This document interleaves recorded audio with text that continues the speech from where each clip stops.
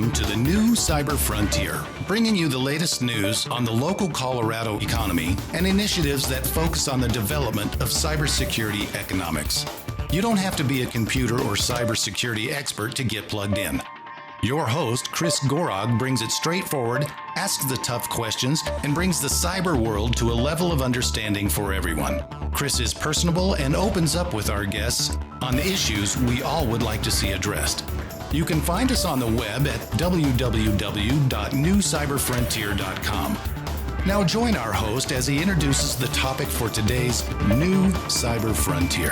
Hello, this is Abe Thompson, coming from the Secure Set Studios here in Colorado Springs, as we podcast on the new Cyber Frontier. Today's guest is Mr. John Grigg. He has spent a good portion of his life in Marine Corp cyber. So, John, it is a delight to have you on board. How's it going? I'm doing very well, thank you. I appreciate the invite. I'm very honored to be here. Indeed. Well, we're honored to have you. Of course, you've got some diverse background in there, and I'll let you get into that. How did you kind of arrive at this space as a cyber guy, especially out of the Marine Corps? Hoorah, first of all. So my career has been a very interesting journey. I started out, believe it or not, at a very young age. My dad brought a computer home, taught me how to program before hard drives existed. Wow. So my first computer was a Honeywell with two 8-inch floppy drives. Boys and girls, floppy drives were actually what we used to use to store information on. Okay. I kind of grew up with the industry. I was always had an interest in computers since then. I went to high school. I went to a technical vocational high school in Massachusetts. It's called Joseph B. Keefe Tech. My high school diploma is actually in information technology. Excellent. So and then from there, I took the summer off and I tried going to college. Didn't really agree with me. It's just, I don't know, maybe I'm just a boneheaded, hard-headed adult. But I ended up joining the Marine Corps because discipline. I figured, give me some discipline and go on with life. I did about 4.5 years active duty. I extended my contract because Iraq was going on and went on another deployment. I was a small computer system specialist. And that was the time when they transitioned into tactical data network specialist. So I kind of had that infrastructure hardware background mixed with the network routing and switching and WAN connections, satellite connections, and things like that. Got into the very technical side of things. And then as I was overseas, I ended up having to set up around that, which put me into web cameras and Segovia IP phones and all of those other fun things. And then I kind of grew from that. I got out of the Marine Corps. I tried sales for a while. I did some business technology solution stuff with Best Buy. And then I segued back into IT at Universal Technical Institute. And where I got into some of the security policy side of things. Setting up controls on networks and especially the student networks. Students love to mess with machines. And then, so I ended up setting up their security policy, their initial security policy and posture for the student network to prevent the students from any malicious or usually unintended malicious activity. And then, so I came back into the Marine Corps, had a couple kids, and I got laid off. So Marine Corps was hiring. I went back to the Marine Corps. During my time in the Marine Corps, I was active reserve. So I kind of got some of that reserve side and some of the active duty side.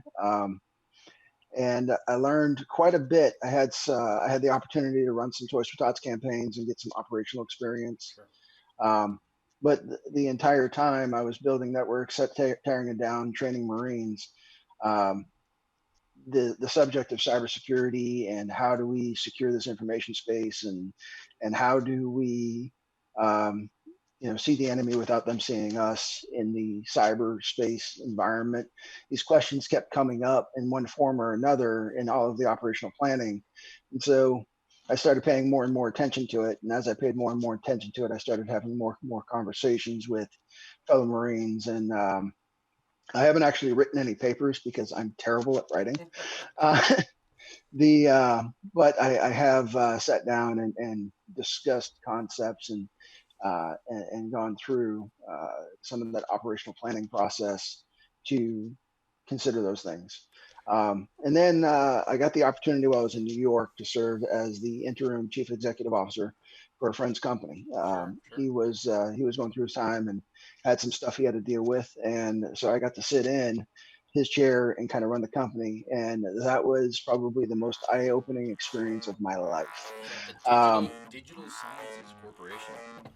Yes. What a diverse background and foundation here, John. Let's take a quick break and go listen in on our sponsors. Cyber Resilience Institute helps build strong cyber communities designed to prevent members from attack. Like building a neighborhood watch, it takes coordination and a sharing community to protect our identities and valuables in the virtual world. Typically, we hear that organizations know they need to do something to protect their cyber assets, but don't know where to begin. Let Cyber Resilience Institute help your community create an action plan. Cyber Resilience Institute will build your community or business marketplace so that it is designed to support a collective cyber defense. Contact them for more information at cyberresilienceinstitute.org.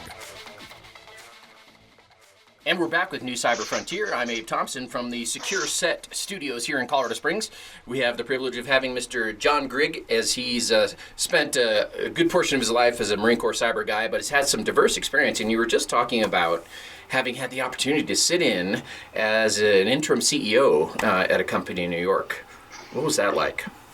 That was so it's a digital sciences corporation, so it's very tech heavy. And I learned a great deal about how IT contributes to business. And I think that's one thing that cybersecurity is actually lacking in the global infrastructure is, well, we do offer a huge set of benefits and cost savings to organizations. Most of the business world sees us as a cost incurrence. Right. They don't understand. We do a bad job as a community of expressing to business the value of cybersecurity outside of insurance. Right. Most of the time we get looked at like an insurance policy. Sure. How do I cut it down to the bare bones minimum, so that I'm covered, but I don't want to expend resources on this in this area. And I think if we articulated the value and we focused just a little bit more on the availability, piece of the triad, we might actually be able to. It requires a partnership with the COO and the CEO and the CIO to actually build that. Could you imagine if the Marine Corps or the Navy ran things that way and kind of, did the bare minimum to conduct the mission and protect our forces? I don't think a lot of folks on the ground would be too pleased with that operation. And, we come from a battle mindset, a defense mindset, and it sounds like you're advocating that we kind of wake up to like the military has in bringing U.S. Cyber Command to the table. We now have, the cyber guys are on equal footing with the pilots and the ship drivers and the infantry guys. So that's a big move, and it sounds like that's kind of part of your voice in cybersecurity and what you want to get out there. Absolutely, it's definitely a portion of it. I think as a community we need to. I don't have the answers. Sure. I'll be the first one to tell you. The more I learn about cybersecurity, the more I know I don't know.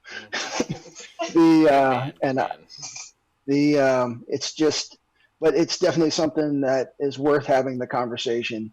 It's worth taking the second to go. How do we do this? We in industry, we sit down and we say, how do we build this building safely? Well, a virtual network is basically a building or a city or a roadmap that has to be built safely. Yeah. It has to have lanes. It has to have, all of those different things. And I know at the Black Hat conference, they talked. There was a talk about how cybersecurity is not like the real world. I would actually conversely that it is. Yeah. It very much is. A router is a bus stop on the road. Yeah. A packet is a car on the road, or a frame, whatever you want to call it. Yeah. If we start doing, Solomon said, "There's nothing new under the sun," Yeah. and and Ecclesiastes. he wasn't wrong, Yeah. at least in my opinion. And I think we need to recognize that, and we need to start drawing the corollaries. Sure. That and bringing the wisdom of millennia Yeah. to the cyber frontier, and saying, no pun intended, Yeah. and saying, okay, well, how does this relate to the real world?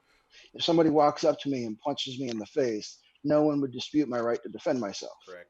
Why then do you dispute my right to defend myself from a hack or from a incursion into my personal network? Yeah, we need to put skin on the virtual world again here. And it's interesting you talk about the wisdom of millennia. Of course, Solomon has the market cornered as one of the wisest leaders ever.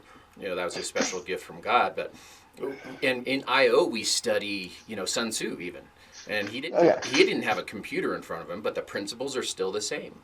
We look here at Secure Set when we teach our kiddos on strategy and planning, and we're looking at Clausewitz, Sun Tzu, some of these other strategies and strategists that way predated computers, and yet truth is truth, principles are principles, and you're really onto something there.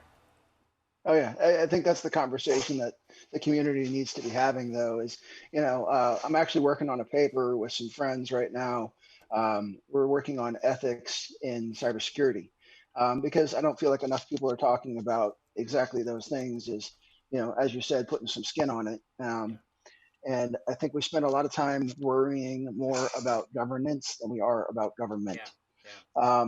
And I think some of the policies some of the conflict that we're seeing multinationally and multilaterally across the globe is the differences of opinion and leadership.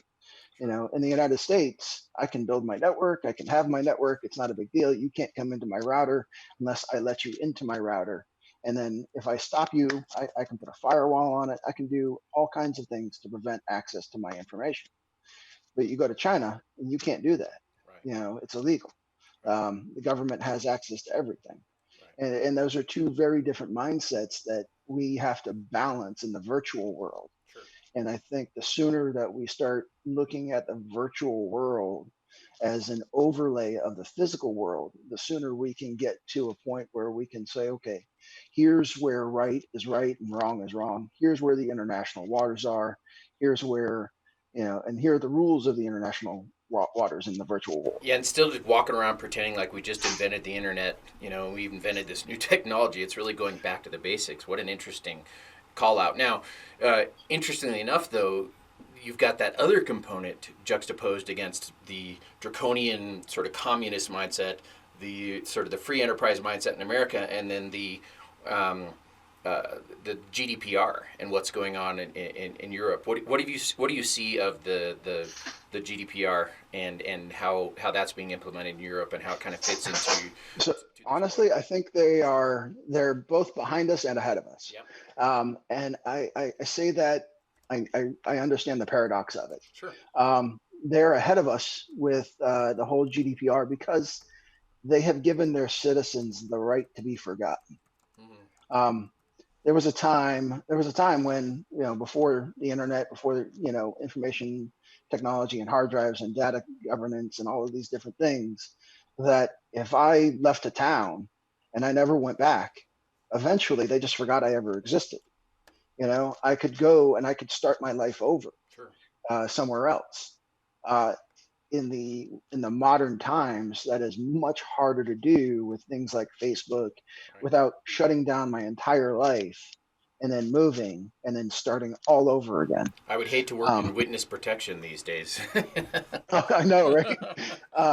But with the advent of the right to be forgotten in Europe, and kind of the imposition of that on American companies, I don't know if you're aware or not, but there's it superseded, what was that, Safe Harbor Treaty? I think it was that it superseded. Okay. the GDPR. So under the Safe Harbor Treaty, we had this kind of agreement between EU and US, and kind of we had the same level of laws. With the GDPR that nullified the Safe Harbor and forced US companies to adopt even those policies in the United States. Yeah, which is difficult at best, I think. Oh, it's super difficult. That's why every time you go to a website now, it's saying, hey, we use cookies. Do you allow us to use cookies? Cookie Monster's very happy. Indeed. Let's take another quick break and go hear from our sponsors.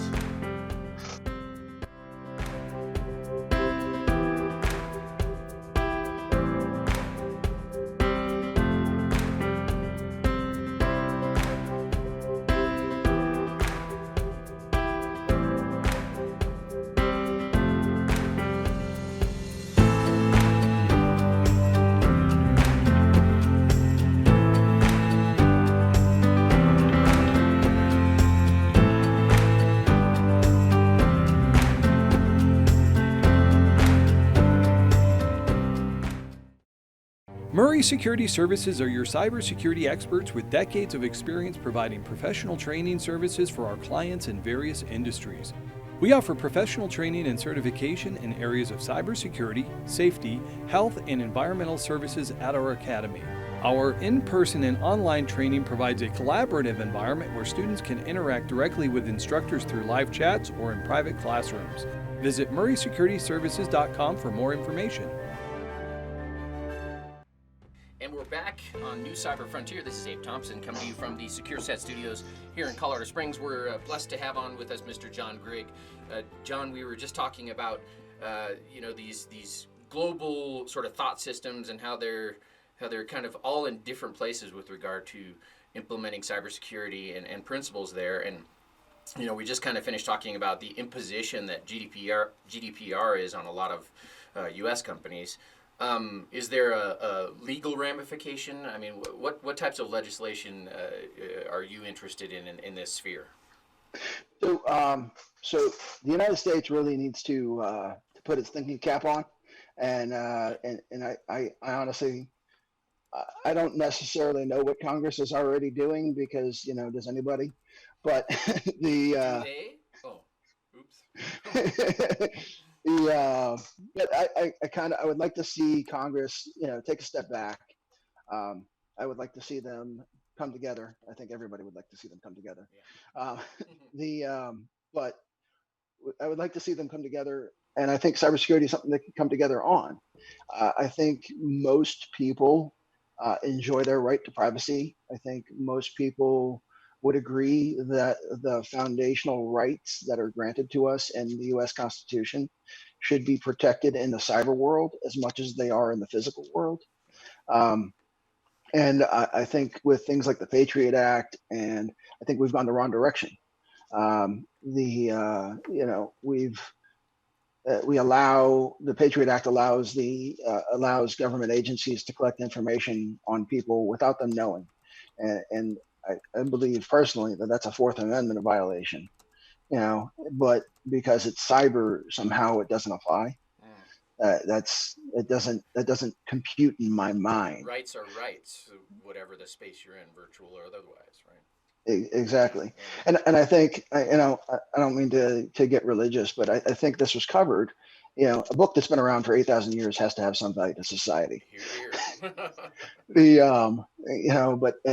I personally ascribe to the Bible, and I think it was covered when Jesus looked at people and was like, listen, if you've sinned in your heart, you've sinned.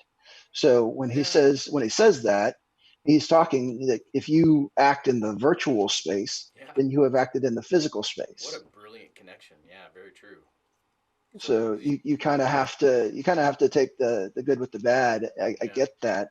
But we're really in a struggle right now for the soul of America. Are we going to become a police state and allow our nation and our government to overreach what our founding fathers set up? Or are we going to check the government as citizens, and we're going to put legislators in place that are going to address these issues, that are going to tackle them head on, and that are going to say, hey, look, no, fair is fair, right is right. It doesn't matter where you are or what you've done as much as it matters, what the motivation is, and that we're doing the right thing. Well, Now, I know that there's, I'm sorry, go ahead. no, I was just going to say, some might say, though, doesn't it just depend on who holds the keys to power? If there's an ethical, sort of right-thinking entity that holds the keys to power, then maybe some of those government intrusions aren't bad, is what some might say. Versus if a despot or a dictator or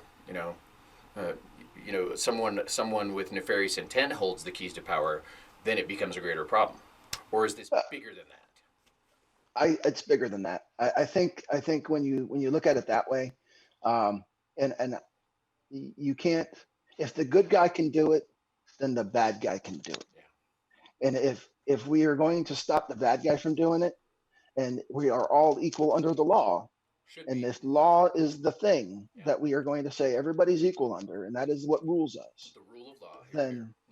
Then we have to say the good guy can't do it too. Gotcha. And I think that's where we fail to realize people aren't going to be as excited about it or as angry about it when the good guy's doing it, because he's doing it for them. But at the same time, they have to recognize as a population that even though the good guy can do it and do it for us, that means the bad guy can do it too. Yeah. We have to operate from the same rules. Take it out of the realm of the political and put it back into the realm of the constitutional. Yes, the constitutional and the moral. Yeah. I think it was John Adams that said that our government was set up for a moral and religious people. Yeah. And if you're, and it won't work for anybody else. And that's very true. Our laws are not written for immoral people. They're written for moral people, people who care about the law. Yeah. And I think we need to get back to the basics is really what it comes down to. Matter of fact, I'm actually working. This is how much I adhere to this. I have a IEEE cybersecurity group that I go meet with here in New Orleans, and I'm doing a presentation on the original OSI model and how it relates. That's how, because I was having conversations. Be still my heart. I was having conversations, and a lot of these guys, they know what it is, but they don't understand it. And I think when we get back to that, we can start understanding what really is troubleshooting. Sure. Why does it matter that we do these things, and how do they work? How does that resonate? When you're trying to basically reintroduce the basics in a case like that. There are the prideful who they don't want to hear it. So what I try to do is I try to make it new and exciting. I go, hey, we're going to look at this. It's back to the basics. It's the foundation, but we're going to look at this in context of the pyramid we built on top. And when you give them that perspective of, we're not just looking at the foundation to look at the foundation. Yeah. We're looking at the foundation to understand how the pyramid is built. Like another project I hope to work on. And I've been having the conversations is secure information transfer. I was talking to some colleagues and some friends about it, and I would like to see a rewrite of how information is sent from point A to point B. Sure. And right now, of course, it's the frame, the packet, and all that. But what happens if you introduce a logic bomb with the frame inside that packet, and you say, if you're not the intended recipient, the frame self-destructs? Sure. Have you heard of BotDoc? No, I have not. Yeah, that sounds similar to a technology I know they're using, where they're sending this thing like doing mortgage paperwork or something like this, and they're transmitting it, and it's perishable. So once it's authenticated to the right receiver, then the information is held and kept, but then the transmission and everything surrounding it kind of disappears. So if you don't download it appropriately when you receive it, as in terms of secure information transfer, then it goes away. It sounds interesting. I'd be intrigued on your opinion about it. It's called BotDoc, I believe. I'll have to look it up and shoot you an email. I would like to do research before I give an opinion. Exactly, and that's kind of what I'm wondering. Love to hear your insight after a look at something like that, because that's kind of what I've heard they're up to. Yeah, the conversations I was having were more around uh, information security for banks, for government institutions. Like if I'm on a secure network and I don't want anybody else to get this traffic, and we create some new hardware that can not only encrypt the traffic, but also sends I guess an electromagnetic pulse back on the line, Yeah. to wipe out the frame if you're not the intended recipient. Sure. Sure. So, I'm talking physical layer, data link layer type logic bomb. How do you do that? Sure. Sure. That sounds more cool, of course, but Yeah. And how do you do it without damaging the hardware? Because, Yeah. you can't damage somebody else's hardware, because Sure. then you have committed a crime. Yeah, there'd have to be some, again, legal infrastructure around it and whatnot, for sure. Yeah. Um, I thought that was a really cool concept. Yeah, I honestly had no intent of bringing it up here, but whatever. It's interesting. It's interesting, but moral framework, sort of the rule of law.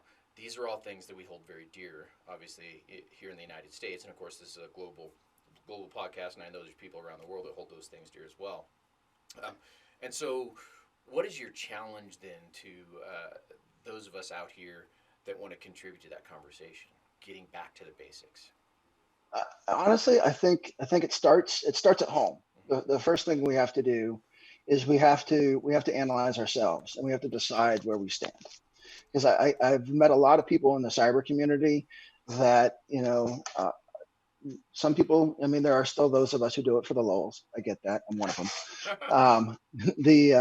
But at the end of the day, we've got to look at ourselves and decide where we stand on an issue. Yeah. And then we've got to stop being afraid of having the argument. Mhm. Argument has to stop being a bad word. Yeah. And I think if we have a difference of opinion, that is okay. Yeah. That is a good thing. Conflict We need is to healthy. Yeah. Yes, as long as it's not violent. Right. When it turns vitriolic and violent, Yeah. that's when the conflict becomes unhealthy. Well, unfortunately, it turns vitriolic and violent way too soon.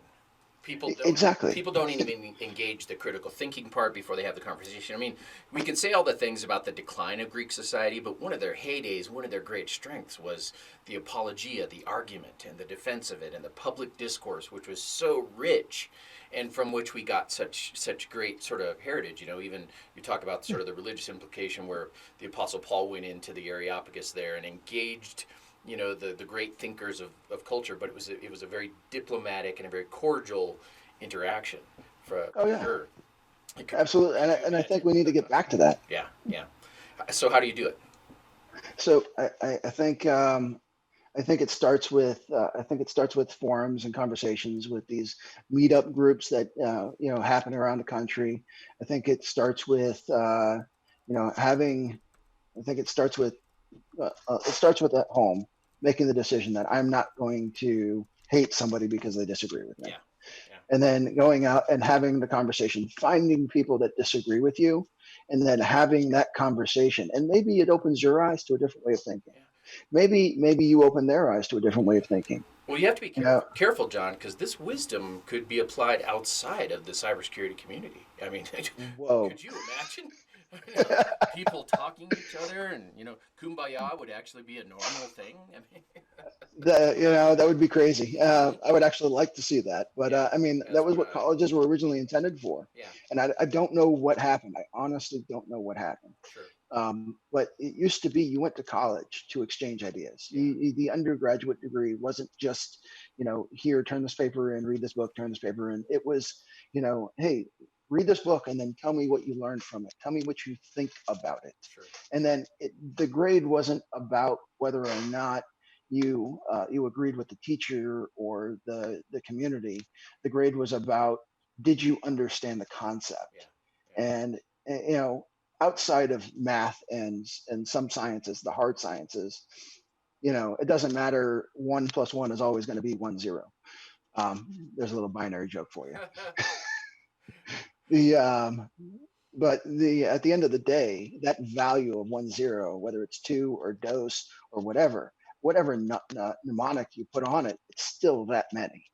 And it's understanding that, mnemonics don't necessarily have to match, as long as the value of what is said can be reached and we can get back to that point. I think it's going to really require a cultural shift where we all have to take the onus upon ourselves to get out of our shells, to get out from behind our computer screens, and go out into public and actually start talking, start not talking at people, but talking to people. Yeah. And it's really hard for computer people sometimes, Sure. especially guys like me, who I much prefer to sit and and taking your analogy even further, not just talking to, but talking with. That is a conversation, and that occurs. Ladies and gentlemen, John has kind of thrown down the gauntlet for us here in the cybersecurity community. He's called us back to simple discourse. Imagine that, so that we can flesh out some of these differences, so we can actually make progress rather than be blowhards and the folks that are always right. Could you imagine an approach that allow us to come to the table with differences, work through this, and we can actually improve? He's calling us back to the basics of cybersecurity as well. John, really appreciated the time. Thank you so much for coming on. Hey, can I give you one more thing? Yeah, please do. The IEEE community. Do you know what 802.1 is? It's an RFC. Do you know what RFC stands for? Request for comment. Imagine that. Yes. So I mean, it really is getting back to the basics. I just wanted to leave you with that. It's nothing new under the sun. What a beautiful end. Thank you so much, John. And thank you to all of you out there in podcast world. This is Abe Thompson coming to you from the Secure Set Studios here in Colorado Springs. Good day and have a Thanks so much for having me on. Of course. Take care. We hope you have enjoyed this episode of New Cyber Frontier. Remember, please follow and participate as New Cyber Frontier is supporting a grassroots community effort to empower the individual in the digital age. Check it out at privacyforthepeople.org. Also, make sure to join our mailing list so we can keep you informed. If you have an idea, if you have a question you would like to hear answered, or if you just want to get involved in what we're doing, reach out to us at newcyberfrontier.com. We also encourage you to visit our sponsors links because they are the ones that really make this show possible. We look forward to seeing you on the next episode of New Cyber Frontier.